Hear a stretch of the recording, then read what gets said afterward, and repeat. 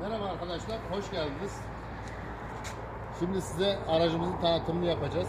Aracımız 2003 model Volkswagen Bora 1.6 otomatik vites. Aracımız tavan, bagaj orijinal arkadaşlar. Geri kalan kısımlarda ufak tefek boya vardır. Aracımızın kilometresi 240 bin arkadaşlar. Şöyle bir içini göster abi.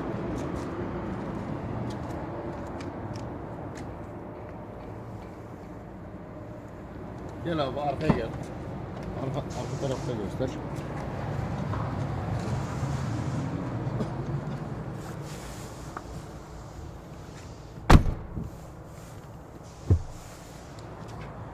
Şöyle bir aracı etrafında dön şöyle etrafını göster. Yakından uzaktan.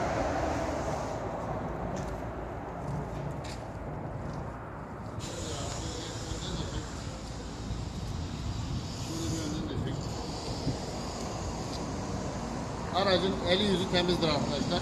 İlgilenen arkadaşlar bizimle iletişime geçebilirler. Alısına şimdiden hayırlı olsun.